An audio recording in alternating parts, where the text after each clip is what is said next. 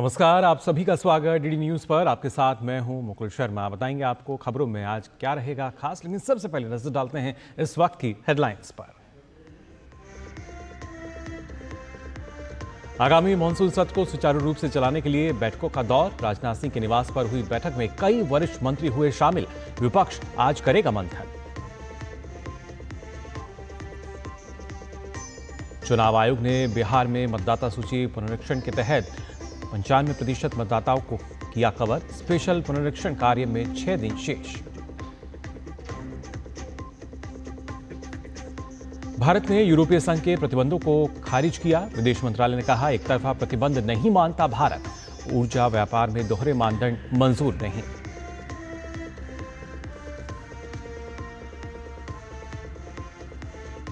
संघर्षग्रस्त ड्रूज इलाके में इजरायल और सीरिया युद्ध रोकने के लिए तैयार। अमेरिका ने की संघर्ष विराम की घोषणा। इजरायल ने स्वेदा में सीरियाई सेना को दी सीमित पहुंच।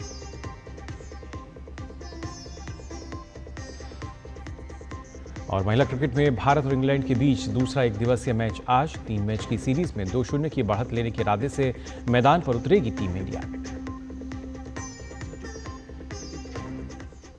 और आइए अब खबरें देखते हैं विस्तार से। सबसे पहले बात करते हैं मानसून सत्र को लेकर। दरअसल संसद के मानसून सत्र को लेकर बैठकों का दौर शुरू हो चुका है। शुक्रवार शाम रक्षा मंत्री राजनाथ सिंह के घर वरिष्ठ मंत्रियों की बैठक हुई, जिसमें गृह मंत्री अमित शाह, संसदीय कार्य मंत्री किरेन रिजिजू शामिल हुए। इस बैठक में सत्र को लेकर रणनीति पर चर्चा की गई।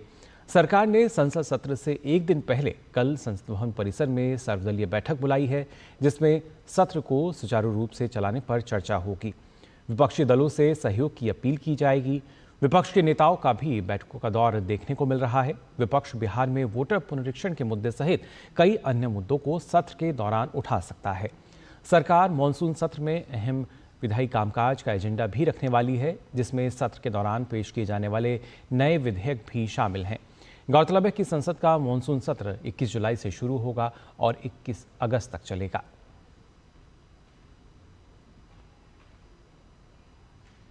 वहीं इंडी गठबंधन ने संसद के मानसून सत्र से पहले आज 7 बजे वर्चुअल आधार पर बैठक बुलाई है, जिसमें मानसून सत्र से संबंधित रणनीति बनाई जाएगी।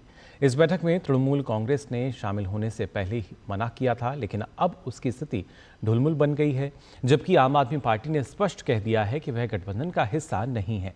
हालांकि कुछ खबरों में कहा जा रहा है कि तृणमूल कांग्रेस ने अपनी रणनीति में बदलाव करते हुए इस बैठक में शामिल होने का मन बना लिया है और उसके नेता कल होने वाली इस ऑनलाइन बैठक में शामिल हो सकते हैं। कैश कांड में फंसे जस्टिस यशवंत वर्मा के खिलाफ महाभियोग का रास्ता साफ हो गया है। संसदीय कार्य मंत्री किरेन रिजिजू ने कहा कि न्यायमूर्ति यशवंत वर्मा पर महाभियोग के मुद्दे पर सभी राजनीतिक दल एकमत हैं। न्यायमूर्ति वर्मा के नई दिल्ली आवास से भारी मात्रा में नकदी बरामद हुई थी। रिजिजू ने एक समाचार एजेंसी को दिए साक्षात्कार में ये बात कही। उन्होंने कहा कि न्यायपालिका में भ्रष्टाचार अत्यंत संवेदनशील और गंभीर मामला है। उधर उच्च न्यायालय के वर्तमान न्यायाधीश न्यायमूर्ति यशवंत वर्मा ने नकदी बरामदगी मामले में 3 सदस्यीय आंतरिक जांच समिति की रिपोर्ट को सर्वोच्च न्यायालय में चुनौती दी है। चुनाव आयोग ने बिहार के लगभग सभी मतदाताओं से सीधा संपर्क स्थापित कर लिया है। विशेष गहन पुनरीक्षण कार्य के तहत 94.68% मतदाता यानी करीब 95% मतदाता इसमें शामिल कर लिए गए हैं, जबकि अभी 6 दिन शेष बचे हैं। जिन फॉर्म्स को एकत्र नहीं किया जा सका है, उनकी सूची राजनीतिक दलों के साथ साझा की जा रही है। SIR के आदेश के अनुसार 1 अगस्त 2025 को प्रकाशित होने के बाद राजनीतिक दलों और मतदाताओं को मसौदा मतदाता सूची में सुधार के लिए पूरे 1 महीने का समय उपलब्ध है। बिहार में 24 जून 2025 तक कुल मतदाता 7,69,69,844 हैं। अब तक प्राप्त गणना फॉर्म 7,11,72,660 जमा हो चुके हैं, जो कुल वोटर का 90.12% है। अब तक अपलोड की गई गणना फॉर्म 6,85,34,34,743 है, जो कि कुल मतदाता का करीब 86.79% है। बिहार में 36,86,971 मतदाता अपने पते पर नहीं मिले, जो कि 4.67% है। संभवतः अब तक मृत मतदाता 12,71,414 हैं, जो कि 1.61% है। साथ ही संभवतः स्थायी रूप से स्थानांतरित मतदाता अब तक 18,16,306 हैं, जो कि 2.3% है। अब तक पहचाने गए 1 से अधिक स्थानों पर नामांकित मतदाता 5,92,273 हैं, जो कि 0.75% है। अब तक विशेष गहन पुनरीक्षण के कार्यों के बाद 41,10,213 शेष गणना प्रपत्र प्राप्त होने हैं, यानी मात्र 5.2% मतदाता ही फॉर्म भरने के लिए शेष हैं, जबकि विशेष गहन पुनरीक्षण के तहत कुल 7,48,59,631 मतदाता शामिल कर लिए गए हैं, जो कि 24 जून 2025 को घोषित की गए मतदाताओं का 94.68% है। आइए खबरों में आगे बढ़ते हैं। आपको बता दें, भारत ने यूरोपीय संघ द्वारा लगाए गए प्रतिबंध को खारिज कर दिया है। भारत का कहना है कि ऊर्जा व्यापार के मामले में यूरोपीय संघ के दोहरे मानदंड वो अपना रहा है। विदेश मंत्रालय प्रवक्ता रणधीर जायसवाल ने इस बारे में एक बयान जारी कर यूरोप को इस तरह के प्रतिबंध से बचने की सलाह दी है। रणधीर जायसवाल ने कहा कि हमने यूरोपीय संघ द्वारा घोषित नवीनतम प्रतिबंधों को संज्ञान में लिया है। भारत किसी भी एक तरफा प्रतिबंधों का समर्थन नहीं करता। भारत एक जिम्मेदार देश है और अपने वैधानिक दायित्व का पूरी तरह से पालन करता है। भारत सरकार ऊर्जा सुरक्षा को अत्यंत महत्वपूर्ण मानती है। यह हमारे नागरिकों की बुनियादी आवश्यकताओं से जुड़ा है। भारत का मानना है कि ऊर्जा व्यापार के मामलों में दोहरे मापदंड नहीं अपनाए जाने चाहिए। यूरोपीय यूनियन द्वारा रूस के खिलाफ लगाए गए नवीनतम प्रतिबंधों में रूसी क्रूड ऑयल की ट्रेडिंग में शामिल एक भारतीय रिफाइनरी को भी निशाना बनाया गया है, जिसमें रूस के रोसनेफ्ट की हिस्सेदारी है। प्रतिबंधों के तहत इस रिफाइनरी पर आर्थिक प्रतिबंध, संपत्ति जब्ती और व्यापारिक सेवाओं की रोक जैसे उपाय लगाए गए हैं। प्रधानमंत्री नरेंद्र मोदी ने बिहार के मधुबनी में आयोजित रैली को संबोधित किया, जिसमें हजारों की संख्या में लोग शामिल हुए। डीडी न्यूज संवाददाता कुमार आलोक ने आगामी बिहार विधानसभा चुनाव के मद्देनजर इस रैली के महत्व और बिहार की वर्तमान राजनीति पर राज्य के शहरी विकास मंत्री जीवेश मिश्रा से खास बातचीत की। Urban development minister Jivesh Mishra ji, मैं बिहार की राजनीति के बारे में आपसे पूछना चाहूँगा। चुनाव आने वाले हैं, उसकी आहट शुरू हो गई है, हालांकि चुनाव की घोषणा भी नहीं हुई है। बिहार में एनडीए की शक्ति को आप किस तरीके से आंकते हैं? देखिए, डंके की चोट पर एनडीए आने वाले चुनाव में 2025 में 225 सीट जीतेगी। हमारी मुकम्मल तैयारी है। हम सभी घटक दल साथ मिलकर के ईमानदारी से काम कर रहे हैं। देश के यशस्वी प्रधानमंत्री जी का पूर्वी चंपारण मोतिहारी के गांधी मैदान में आगमन हुआ और लगभग 7200 करोड़ रुपए की सौगात, जो आम आवाम को छूने वाला सौगात है, वो माननीय प्रधानमंत्री जी के द्वारा आज आम आवाम को बिहार के अंदर दिया गया। इससे पहले माननीय मुख्यमंत्री जी ने सामाजिक सुरक्षा पेंशन को बढ़ाकर 400 से 1100 लगभग 3 गुना कर दिया। साथ ही साथ गरीबों के घर में कभी बिजली की बत्ती गुल ना हो जाए, इसके लिए 125 यूनिट बिजली मुफ्त देने का काम किया। ये ऐतिहासिक निर्णय है, ऐतिहासिक कदम है। और रोड, रास्ता, बाकी काम की अगर बात करें, बाकी विकास का काम करें, तो हर मोर्चे पर एनडीए सरकार नंबर 1 है और यही हमारी ताकत है। विकास ही हमारा नारा है और उसी के आधार पर हम चुनाव में जाने वाले हैं। एसआईआर को लेकर के अपोजिशन अब पर हावी है कि भाई इलेक्शन कमीशन जो कर रही है। धारा, ये जो संविधान का अनुच्छेद 326 है, वो इसकी इजाजत देता है। समय समय पर इसके पूर्व में भी ये पुनर्निरीक्षण का काम हुआ है। 2003-4 में भी हुआ है, फिर 24-25 में हो रहा है। तो इसमें हाय तौबा मचाने की क्या जरूरत है? क्या अपोजिशन के पार्टी चाहते हैं कि बांग्लादेश और दूसरे देश के लोग आकर के, म्यांमार के लोग आके बिहार के अंदर अपना मतदान करें? बिहार में अपराध को लेकर के विपक्ष आप पर हावी है, जिस तरीके से घटनाएं गोपाल, मैं केवल इतना कह सकता हूं, समय समय पर घटना अगर घटी है उसका अफसोस है। कल ही घटना घटी और कल ही हमारी पुलिस ने अपराधियों को धर दबोचा है। लेकिन मैं इतना जरूर आपको कहूंगा, जो भारत सरकार ने नेशनल क्राइम रिपोर्ट का डेटा दिया है, उसके 10 प्रमुख राज्यों में बिहार नहीं है और 10 प्रमुख शहरों में बिहार का कोई शहर नहीं है। बस इतना जान लीजिए। तो ये थे जीवेश मिश्रा। उन्होंने साफ कहा कि अपराध को लेकर जिस तरीके से विपक्ष हमलावर है सत्ता पक्ष पर, वो अपनी गिरबान में देखे और फिर कुछ स्टेटमेंट दे अखबारों को, चाहे मीडिया को। कैमरामैन विनोद ओझा के साथ कुमार आलोक, डीडी न्यूज। राष्ट्रपति द्रौपदी मुर्मू ने शुक्रवार को राष्ट्रपति भवन सांस्कृतिक केंद्र में ओडिया फिल्म श्री जगन्नाथ नका नवकलेवर देखी। राष्ट्रपति कार्यालय ने एक्स पर साझा एक पोस्ट में बताया कि ये धार्मिक और ऐतिहासिक फिल्म भगवान श्री जगन्नाथ की पवित्र नवकलेवर परंपरा की उत्पत्ति पर आधारित है। इस अवसर पर फिल्म की निर्देशक सौभाग्य लक्ष्मी जैना समेत पूरी टीम मौजूद रही। देश में क्रिएटिव और डिजिटल मीडिया इंडस्ट्री को बढ़ावा देने के लिए Indian institute of creative technology की शुरुआत हो गई है। सूचना और प्रसारण मंत्री अश्विनी वैष्णव के साथ महाराष्ट्र के सीएम ने इसका मुंबई में उद्घाटन किया। IICT animation, visual effects, gaming, comics, extended reality sector जैसे 17 विशिष्ट पाठ्यक्रमों के लिए एक नेशनल हब बनेगा। मुंबई में IICT की स्थापना के लिए 400 करोड़ रुपए का बजट आवंटित किया गया है।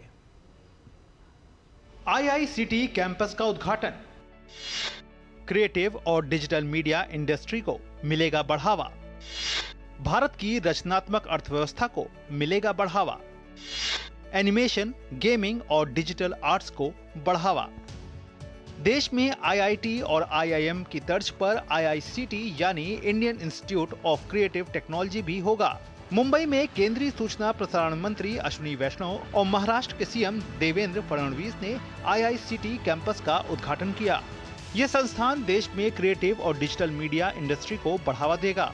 IICT animation, visual effects, gaming, comics, extended reality sector जैसे 17 विशिष्ट पाठ्यक्रमों के लिए एक नेशनल हब बनेगा। मुंबई में IICT की स्थापना के लिए प्रधानमंत्री नरेंद्र मोदी ने 400 करोड़ रुपए का बजट आवंटित किया है। उद्घाटन समारोह को संबोधित करते हुए केंद्रीय मंत्री अश्विनी वैष्णव ने कहा कि केंद्र सरकार युवाओं को सशक्त बनाने और उद्योग के विस्तार के लिए प्रतिबद्ध है। संस्थान ने पहले ही उद्योग की जरूरत के मुताबिक प्रशिक्षण के लिए गूगल, मेटा, एडोब जैसी कंपनियों से समझौता कर लिया है। उन्होंने संस्थान को भारत के युवाओं को सशक्त बनाने और रचनात्मक क्षेत्र में बदलाव लाने के लिए प्रधानमंत्री नरेंद्र मोदी द्वारा परिकल्पित एक ऐतिहासिक पहल बताया। उन्होंने कहा कि ये कैंपस भारत में सबसे अच्छे कैंपस में से एक होगा। टेक्नोलॉजी आज के क्रिएटिव वर्ल्ड में जिस तरह से एक इंटीग्रल पार्ट बन चुकी है, उसमें बहुत ज़रूरी है कि हमारे क्रिएटिव इकोनॉमी में काम करने वाले जितने भी लोग हैं और जो इससे जुड़ना चाहते हैं, उन सबको हम नए स्किल्स दें, टेक्नोलॉजीज़ में ट्रेनिंग दें, नए टूल्स दें और दुनिया में जो बेस्ट हो रहा है उसको हम अपने यहाँ पर भारत में लेके आए और यहाँ से नए इंक्यूबेशन, नए आइडियाज़, नई टेक्नोलॉजीज़ भी भारत से बने। कार्यक्रम में मौजूद महाराष्ट्र के मुख्यमंत्री देवेंद्र फडणवीस ने केंद्रीय मंत्री अश्विनी वैष्णव का सम्मान किया। साथ ही वेव समिट के आयोजन में 150 करोड़ रुपए के सहयोग की घोषणा की। कार्यक्रम में वेव्स पारिस्थितिकी तंत्र के अभिन्न पहलुओं पर कई रिपोर्टों और पहलों का औपचारिक अनावरण किया गया, जिसमें इनोवेशन, एडॉप्शन और ग्लोबल एंगेजमेंट पर ध्यान केंद्रित किया गया है। इन रिपोर्ट में वेव्स परिणाम रिपोर्ट, सम्मेलन ट्रैक पर रिपोर्ट, वैश्विक मीडिया संवाद, coffee table book, creatosphere report, wave X report, वेव्स बाजार रिपोर्ट शामिल है। ये प्रकाशन भारत के मीडिया एवं मनोरंजन क्षेत्र की असाधारण गतिशीलता और विविधता को उजागर करते हैं, जिसमें film, television, animation, gaming, immersive media, live event, संगीत और डिजिटल सामग्री शामिल है। इस अवसर पर प्रसार भारती और महाराष्ट्र सरकार के बीच महाराष्ट्र फिल्म, रंगमंच एवं सांस्कृतिक विकास निगम लिमिटेड के माध्यम से एक समझौता ज्ञापन पर भी हस्ताक्षर किए गए। ब्यूरो इनपुट के साथ शिशिर सेलार की रिपोर्ट, DD न्यूज। और प्रसार भारती के डिजिटल प्लेटफॉर्म वेव्स OTT पर सामाजिक रूढ़ियों को तोड़ती फिल्म डेला बेला बदलेगी कहानी का प्रीमियर किया गया। इस फीचर फिल्म के निर्देशक नीलेश जैन और उनकी टीम की मेहनत को दर्शकों की बेहद सकारात्मक और भावुक प्रतिक्रिया मिल रही है।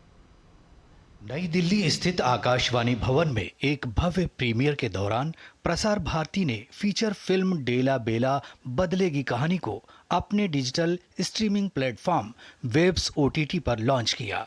इस बेहद खास आयोजन में मीडिया, राजनीति और रचनात्मक क्षेत्रों से जुड़ी कई प्रतिष्ठित हस्तियों ने शिरकत की। आयोजन में प्रसार भारती के चेयरमैन नवनीत कुमार सहगल शामिल हुए। इस विशेष प्रीमियर में फिल्म के निर्देशक नीलेश जैन भी मौजूद रहे। हर परिवार में जहाँ की बच्चियाँ हैं, जहाँ लड़कियाँ हैं, उस परिवार की कहानी है। किस प्रकार हमारी जो महिलाएं हैं, किस प्रकार हमारी जो लड़कियाँ हैं, वो कैसे अपने आप को आगे ला रही हैं, कैसे समाज के, देश के हर गतिविधि में वो हिस्सा बढ़ चढ़ कर ले रहे हैं, पढ़ने में कैसे आगे आ रही हैं, व्यापार में कैसे आगे आ रही हैं। तो उनका जो एक सशक्तिकरण है, महिला सशक्तिकरण का, वो एक संदेश ये फिल्म दे रही है। और इस फिल्म के माध्यम से जो है, इस फिल्म में हर परिवार अपने आप को रिलेट करेगा, हर परिवार को अपना एक अपनात्व महसूस होगा। ये हमारा सबका प्रयास है कि एक साफ सुथरा, अच्छा, पारिवारिक, रुचिकर मनोरंजन हम वेब ओटीटी के माध्यम से आम जन तक पहुंचे। डेला बेला सिर्फ एक फिल्म नहीं है, ये अगली पीढ़ी की पहचान, लैंगिक भूमिकाओं और व्यक्तिगत सशक्तिकरण के प्रति नजरिए को बदलने की दिशा में एक साहसिक कदम है। फिल्म की जो कहानी है बहुत सिंपल कहानी है। कहानी क्या है, अभी जब आप देखना शुरू करेंगे तो आपको थोड़ी देर बाद ये लगने लगेगा कि ये कोई कहानी कही नहीं गई है। और ये बात समस्या के रूप में भी सामने हो सकती है कि ऑडियंस देखना शुरू करता है क्योंकि उसमें कोई कहानी नजर नहीं आ रही है। इसीलिए उसमें मोनोलॉग डाला गया है जो बताता है कि बदलेगी कहानी, ये देश को बदलने की कहानी है। मैं कहता हूँ कि अगर कॉन्टेंट गाँव गौली में बनने लगे तो हिंदुस्तान के अंदर जो अनयूज्ड टैलेंट बड़ा है वो अरबों खरबों के रुपए कॉन्टेंट में बदल जाएगा।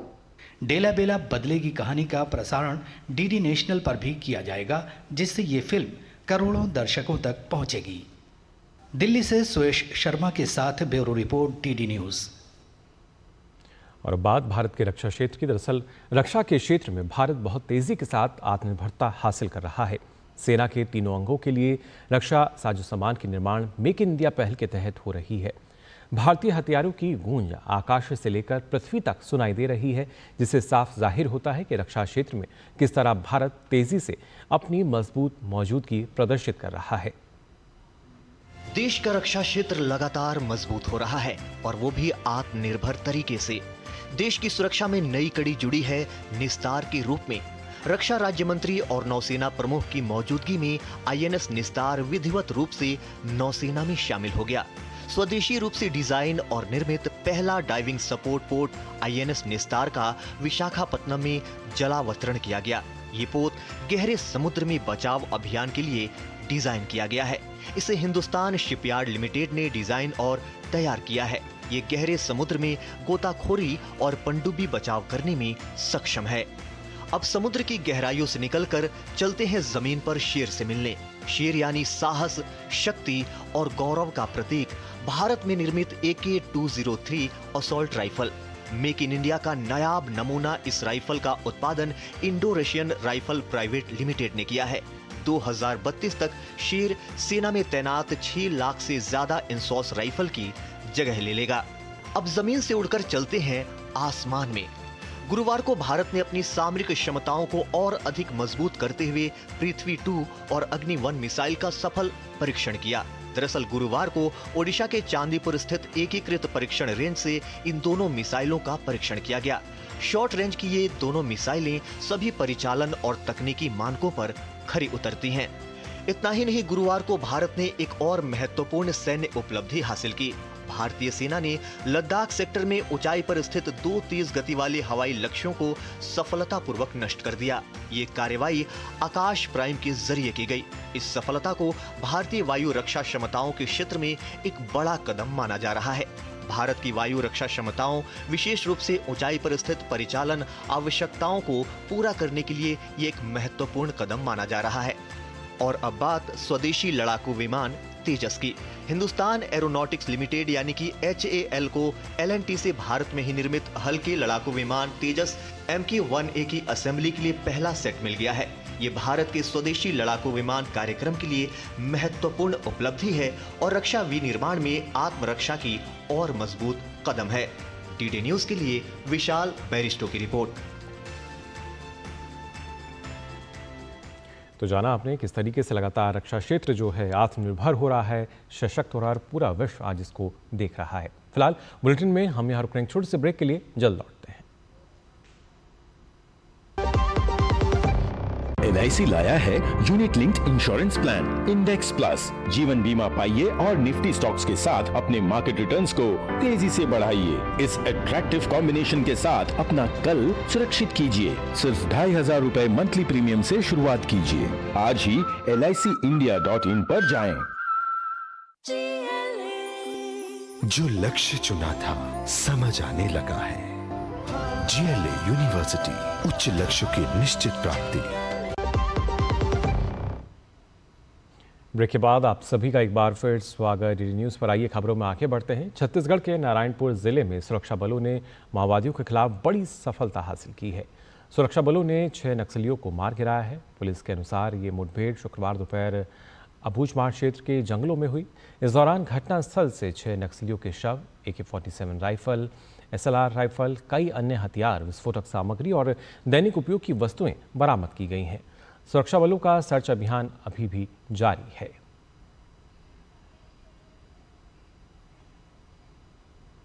भारत की केंद्रीय जांच ब्यूरो यानी CBI ने पिछले 5 वर्षों में एक बड़ी सफलता हासिल की है। पिछले 5 वर्षों में CBI 134 भगोड़ों को देश में वापस लाने में कामयाब रही है। ये संख्या 2010 से 2019 के बीच पूरे दशक के दौरान विदेश से देश में लाए गए भगोड़ों की दोगुनी है। CBI के अनुसार इनमें से 23 भगोड़ों को अकेले इसी वर्ष यानी 2025 में लाया गया है।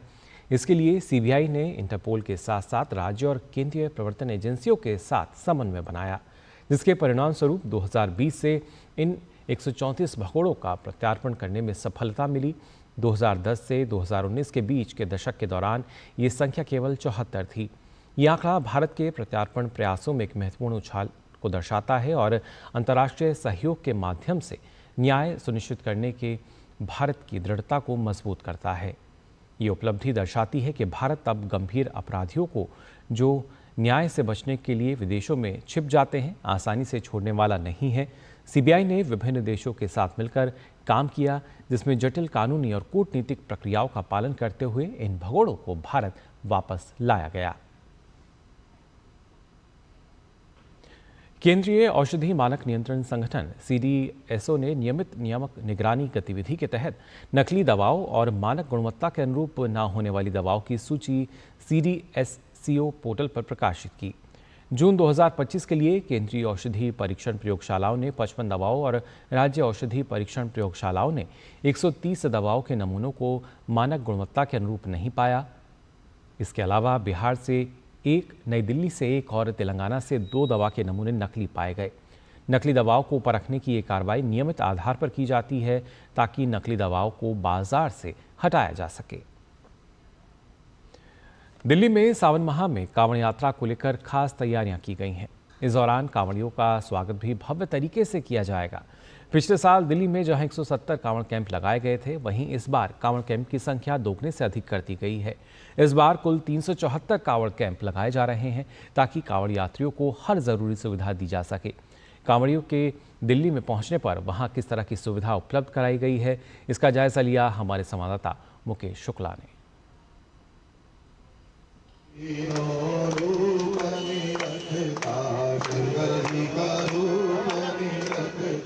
सावन के पाक महीने को लेकर के कांवड़ यात्रा जो है वो शुरू हो चुकी है। हरिद्वार से कलश में जल भर करके तमाम श्रद्धालु जो हैं वो अपने अपने शहर, अपने अपने गांव की तरफ जा रहे हैं। ये वो श्रद्धालु हैं। इस समय हम दिल्ली के पड़पड़गंज के इलाके के पास मौजूद है, जहां पर ये शिविर, यहाँ ऐसे कई शिविर आपको दिल्ली के हर जगह, हर रास्ते पे दिखेंगे जब ये कांवड़ यात्रा शुरू हो रही है। और ये देखिए तमाम जो भोले भक्त हैं ये यहाँ पर आए हुए। इन्हीं से जानते हैं किस तरह की व्यवस्था इनको दी गई है, कैसी व्यवस्था भोले मिल रही है। बढ़िया व्यवस्था मिल रही है, बड़े मजे आ रहे पूरे। कांवड़ के देख रेख वगैरह, खाने पीने की और जो स्वास्थ्य से संबंधित जो भी चीज़ें हैं उसमें बड़ा मतलब वो अच्छा मिल रहा है।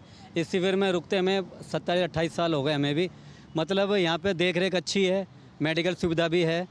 रोड के साइड में हम उन्होंने कच्ची एक पकड़डंडी भी बनाई है, जैसे भाई कावड़े को दिक्कत ना हो कि ट्रैफिक में कोई। मैं गंगोत्री से आया हूँ और बीकानेर जाऊँगा रेवाड़ी। बाबा की दया से बढ़िया, बिल्कुल एक नंबर को सफर निकाल रहे हो। बजरंगी हर हर महादेव। कावड़ को लेकर के श्रद्धालु हैं, ये अपने अपने स्थान को जा रहे हैं। कोई बीकानेर, कोई राजस्थान, कोई अलवर, ये तो दूर दूर से आए हैं और दूर दूर तक इस शिविर में रुकते रुकते ये आगे जाएंगे। और जैसा इनका मानना है कि इस बार की जो शिविर व्यवस्था है वो पहले से बहुत बेहतर है। और यहाँ पर जो आपको खास व्यवस्था आपको देखने को मिलेगी, यहाँ पर MCD के द्वारा फॉगिंग भी कराई जा रही है, स्प्रे भी कराया जा रहा है, यानी मच्छरों से भी इनको कोई दिक्कत ना हो। तमाम चीज़ें जो हैं वो इनको उपलब्ध कराई है। मेडिकल टीम यहाँ पर विशेष रूप से यहाँ रखी गई है जो इनके स्वास्थ्य का भी ध्यान रखेगी। और एक इनके द्वारा एम्बुलेंस जो है, कैट की वैन भी यहाँ रखी जाएगी। अगर कोई ज़्यादा इमरजेंसी होती है तो उनको हॉस्पिटल भी भेजा जाए। तो दिल्ली भी इस समय चुस्त दुरुस्त है, प्रशासन भी पूरा समर्थन कर रहा है, पुलिस का भी इनको पूरा साथ मिल रहा है और इसी तरह ये भोले की जो कांवड़ है अपने आगे की तरफ बढ़ रही है, अपने ये श्रद्धालु जो है आगे की तरफ जा रहे हैं और इस कांवड़ का जो है आनंद ले रहे हैं। कैमरा मॉन्टी के साथ में मुकेश शुक्ला, डीडी न्यूज़, दिल्ली। और आइए आगे बढ़ते हैं। आप बता दें, आज के डिजिटल दौर में जब हर लेन देन ऑनलाइन हो रहा है तो एक नया खतरा चुपचाप पांव भी पसार रहा है और वो है म्यूल अकाउंट्स का खतरा। साइबर अपराधियों को ठगी के पैसे के हेरफेर के लिए चाहिए होते हैं बैंक खाते। कई बार आपकी जानकारी के बिना आपके खाते का दुरुपयोग होता है, तो कई बार लोग पैसों के लालच में दे देते हैं अपना खाता उधार, जो कि एक अपराध है। जो म्यूल अकाउंट का अर्थ अगर हम समझते हैं तो इसका मतलब डमी अकाउंट या भाड़े पे जो अकाउंट लिए जाते हैं। कोई भी साइबर फ्रॉड म्यूल अकाउंट के बिना पॉसिबल नहीं है। आपका अकाउंट है, आप किसी को अकाउंट का पूरा अपनी पासबुक, चेकबुक और सिम कार्ड लेके किसी को नहीं दे सकते हो। ये इलीगल चीज़ है और इसमें पुलिस एक्शन लेती भी है। म्यूल अकाउंट जो है वो दो तरह के लगभग होते हैं। एक तो वो अकाउंट होते हैं कि खुलवाने वाले बंदे को पता ही नहीं है कि उसके डॉक्यूमेंट के बेस पे अकाउंट खुल गया है। दूसरे किस तरह के अकाउंट होते हैं कि मैं अपनी मर्जी से अकाउंट खुलवाता हूं और मैं कुछ पैसे के लालच में वो अकाउंट बेच देता हूं। मैं ये अपील करता हूं हमारे नागरिकों से कि इस तरह अगर उनको ये पता है कि उनके नाम पे अकाउंट खुल गया है तो वे रिस्पॉन्सिबल हैं उस अकाउंट की हैंडलिंग के लिए।